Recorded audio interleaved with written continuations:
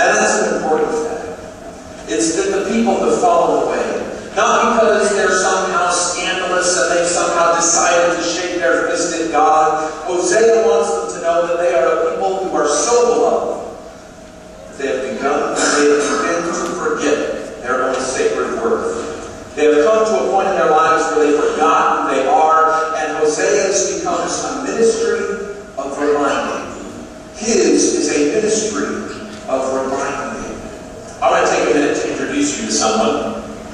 A few things you should note.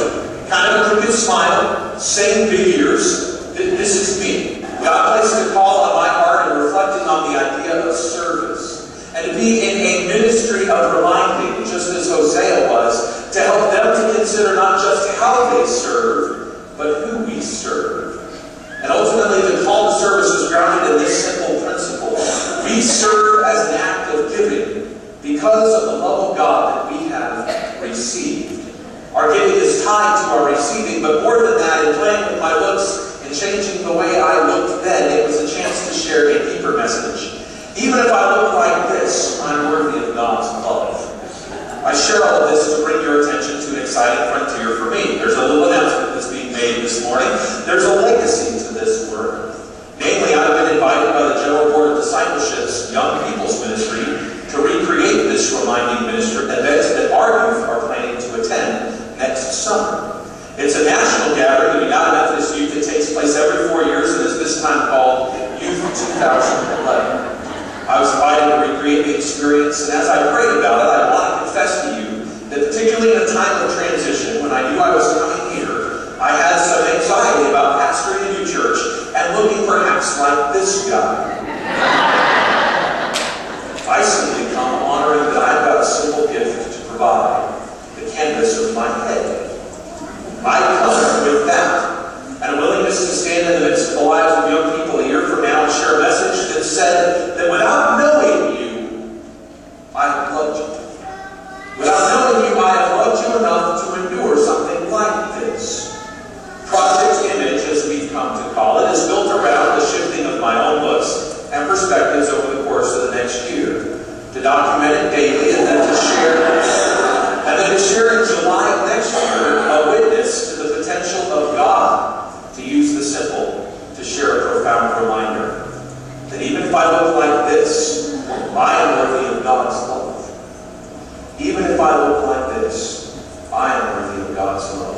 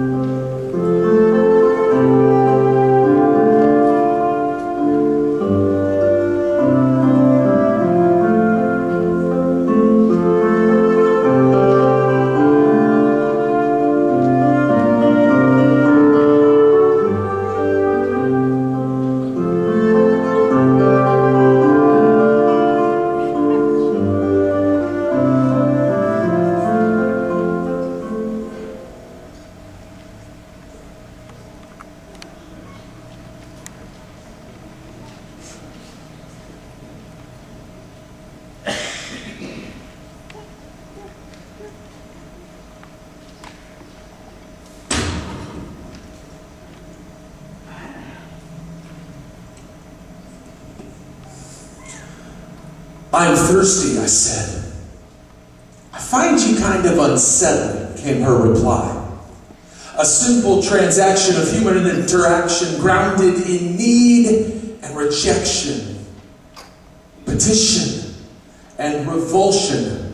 But it's really no different than, "I love you," he said.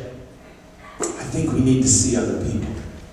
or its spiritual cousin that says, I can't serve you. Don't worry, I'll wait, God replies. I've got all the time in the world, really. Growing up, I used to think that it was impressive to know that the shortest verse of the Bible was, Jesus wept. And then when I got a little bit older and a whole lot less mature, I used to think it was hilarious to know those verses from Scripture that seem a bit curious. The obscure ones like Deuteronomy, where it says, if two men are fighting and the wife of one rushes out and crushes the testicles of another to defend him, then you should cut off her hand and your eye should show her no mercy. Or that one in Proverbs that says, it is far better for a man to live on the corner of the roof of his own house than underneath that roof with a nagging woman. Oh, Bible, you so crazy. Now at a time where the world seems upside down, now at a time where we are 10 years removed from a 9/11 reality, 2 days removed from an Oslo reality, 24 hours from killings in Texas, Afghanistan, Iran, Iraq, Qatar, Seattle, Detroit, Sacramento, 5 minutes into doubting my own abilities to respond, I simply say, Mama, stop the ride. I want to get off. Now I just want to know that God knows my name. Now I want to know that God hears my voice and it is still possible for me to hear God's. Oh God, we need a word. And so past the impressive, past the hilarious, I try and remember one simple verse. In the beginning was the Word. And the Word was somehow with God. And the Word was God. And that Word was inspiring. Inspiring people to seek out a new place and a new land and a new potential that they would come to call covenant. Inspiring poets to write about God's potential and to point to a reality full of deep questions but brimming with hope. Inspiring prophets to stand in the crossroads of life and to point to a people and say, you are not as you are called and created to be. Seek justice. Love kindness. Walk humbly. Inspiring people of hard hearts, hard heads, hard lives, hard living to respond to still small voices that cracks through their exterior and rings in their interior with a word that says, I know you and you are mine. Because in the beginning was the Word, and the Word was with God, and the Word was God, and the Word was inspiring. Inspiring me, cracked pot though I be, to allow the potter to shape what comes next. Can it be that to walk a path of unkept hair may just be what I need to remind me of everything that I've already forgotten? That the story doesn't start with me and it doesn't end with you?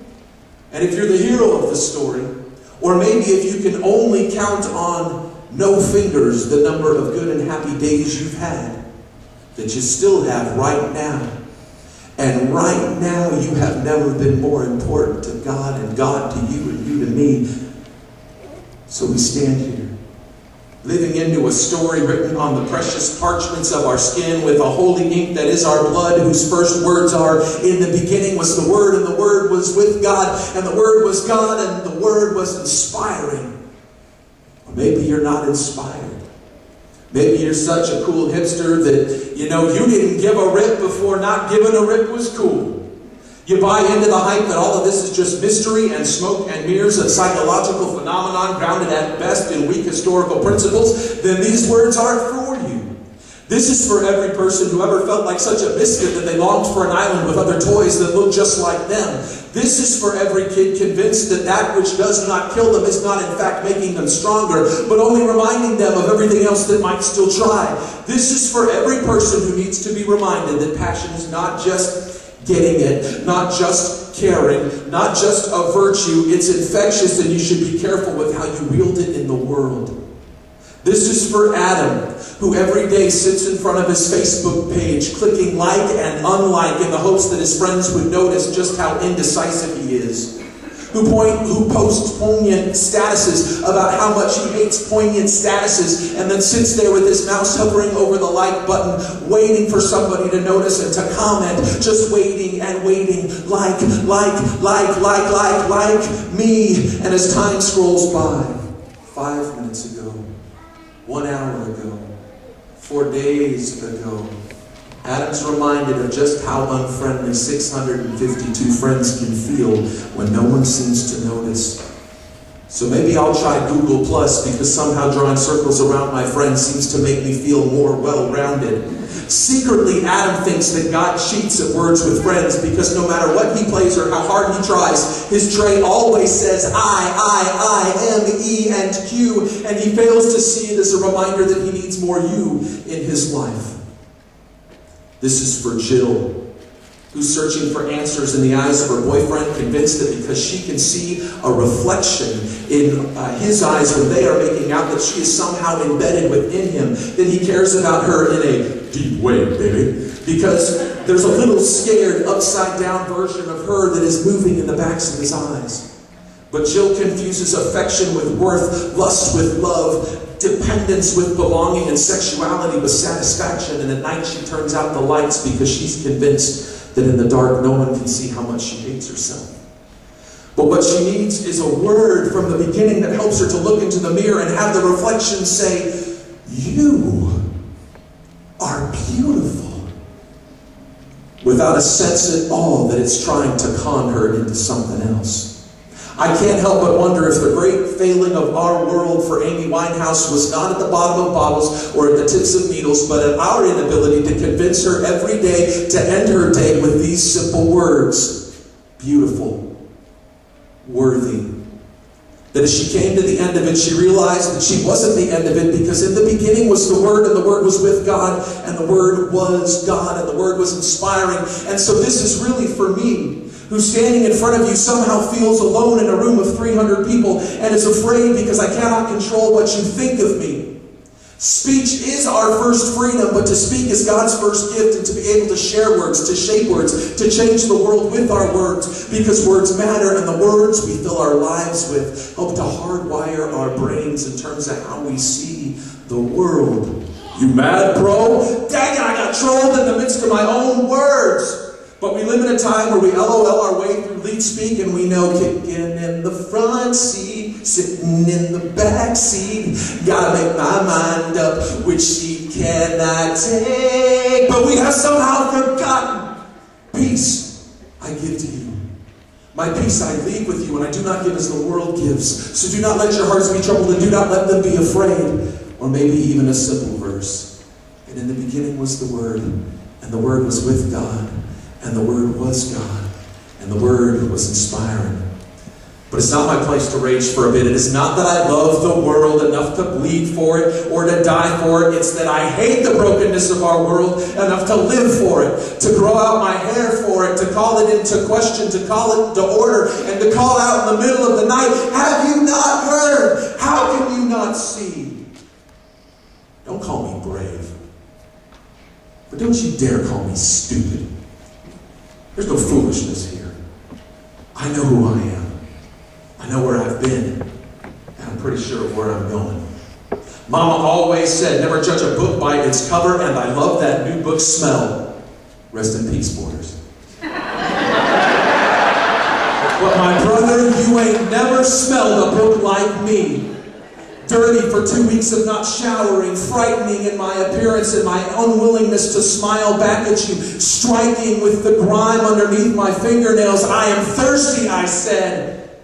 "I find you unsettling," came her reply.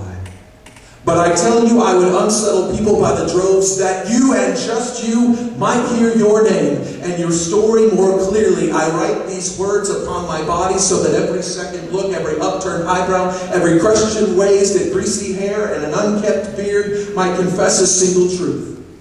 That even if I look like this, I'm worthy of God's love. And even if you look like that, so are you." How do I know? Well, it's the only story that's ever been told.